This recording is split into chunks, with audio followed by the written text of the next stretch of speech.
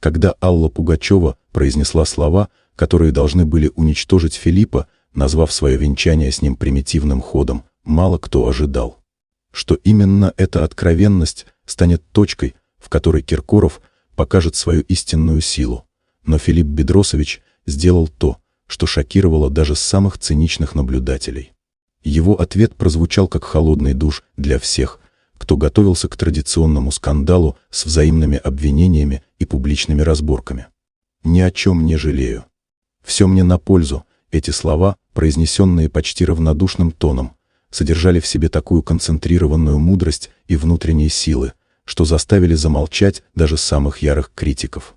Вместо ожидаемой истерики или попыток оправдаться, публика услышала нечто совершенно иное — голос человека, который научился превращать любые удары судьбы в ступени к собственному величию.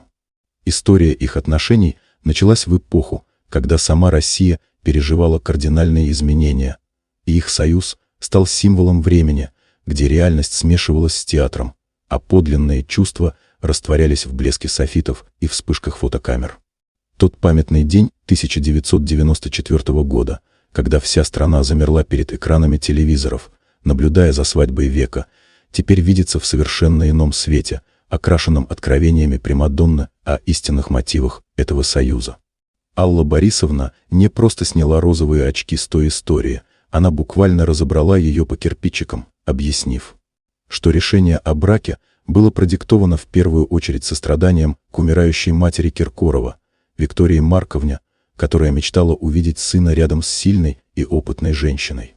Второй мотив звучал еще более прагматично – поднять молодого артиста, дать ему путевку в большую жизнь эстрады. Эти признания прозвучали как приговор романтической легенде, превратив сказку о любви в холодный бизнес-план. Для любого другого артиста подобные откровения стали бы катастрофой, способной похоронить не только репутацию, но и психику. Представьте себе ощущение человека, когда женщина, которую он публично называл любовью всей жизни, хладнокровно объясняет миру, что их отношения были лишь примитивным ходом, рассчитанным на эффект и карьерные выгоды. Обычный человек мог бы сломаться под тяжестью такого унижения, но Киркоров продемонстрировал качества, которые выделяют настоящих мастеров выживания в публичном пространстве. Его реакция оказалась настолько неожиданной, что заставила по-новому взглянуть на самую противоречивую фигуру российского шоу-бизнеса. Вместо обиженного крика или попыток переписать историю, он выбрал стратегию полного принятия. Эта позиция требовала невероятной внутренней силы и мудрости, которую мало кто ожидал увидеть за маской эпатажного артиста. Он словно сказал миру: «Да, возможно, все было именно так, как говорит Алла, но это не делает мой опыт менее ценным или болезненным». Годы их совместной жизни, наполненные публичными демонстрациями любви, роскошными выходами в свет, совместными проектами и скандалами, внезапно предстали в новом свете. Каждый жест, каждое слово любви, каждая совместная фотография теперь могли интерпретироваться как элементы тщательно срежиссированного спектакля. Но даже осознавая это, Киркоров не позволил себе горечи или попыток опровергнуть версию бывшей жены. Их развод в 2005 году формально поставил точку в браке, но не в истории их взаимоотношений. Долгие годы они продолжали поддерживать связь, публично демонстрируя взаимное уважение и теплые отношения. Киркоров неизменно называл Аллу своей музой и любовью, даже когда их пути окончательно разошлись. Эта лояльность казалась трогательной и благородной, особенно на фоне традиционных скандалов между бывшими супругами в шоу-бизнесе. Однако настоящее испытание их отношений началось позже, когда в жизни Пугачевой появился Максим Галкин, который, по словам Киркорова, фактически прервал их общение. Это признание прозвучало особенно болезненно, учитывая, что речь шла о пятилетнем молчании между людьми, которые когда-то были не просто супругами, а символом эпохи. Филипп не скрывал, что именно новый муж Примадонны стал причиной этого разрыва, но и здесь он проявил удивительную сдержанность. Вместо традиционного для шоу-бизнеса сценария с публичными разборками и взаимными обвинениями, Киркоров выбрал путь демонстративного достоинства. Даже находясь в ситуации отвергнутого и забытого, он продолжал с уважением говорить о бывшей жене. Более того, когда в 2022 году семья Пугачевой приняла решение покинуть Россию, именно Киркоров одним из первых выступил в ее защиту, рискуя собственной репутацией в сложное время. Этот жест стал показательным для понимания его характера и жизненной философии. В момент, когда многие коллеги предпочли дистанцироваться от скандальной темы, он открыто поддержал женщину, которая годами держала его на расстоянии. Такое поведение говорило о внутренней силе и принципиальности, которые мало кто ожидал увидеть за яркой сценической маской. Сегодня, анализируя всю эту историю, становится понятно, что Киркоров выработал уникальную стратегию существования в публичном пространстве. Он научился превращать любые удары в топливо для собственной легенды, любую боль в материал для творчества, любое унижение в демонстрацию силы.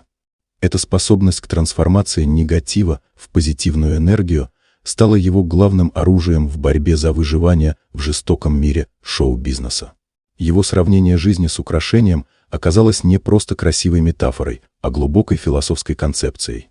Украшение можно поцарапать, можно потускнить, можно даже разбить, но его ценность определяется не идеальным блеском, а историей, которую оно пережило вместе с владельцем. Точно так же и его биография. Каждый скандал, каждое болезненное признание, каждое унижение становится частью общей мозаики, создающей образ человека, который научился извлекать силу из самых болезненных ситуаций. Особенно поразительно, что эта философия принятия распространяется не только на собственную боль, но и на поступки других людей.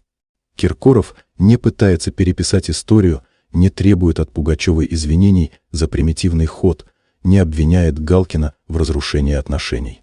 Он просто принимает реальность такой, какая она есть, и находит в ней источники для дальнейшего развития.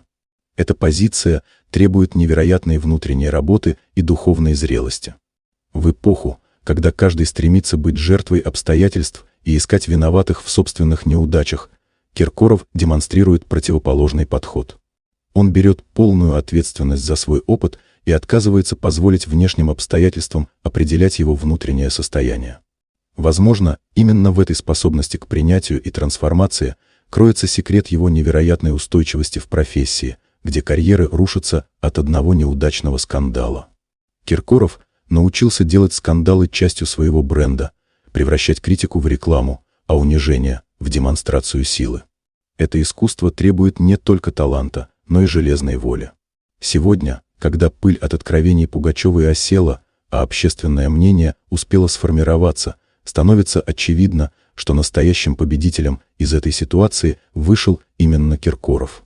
Не потому, что он опроверг обвинения или доказал свою правоту, а потому что продемонстрировал качества, которые вызывают уважение независимо от личного отношения к его творчеству или образу жизни. Его спокойное «ни о чем не жалею» прозвучало как манифест человека, который достиг внутренней свободы. Свободы от необходимости оправдываться, свободы от зависимости от чужого мнения, свободы от потребности переписывать прошлое.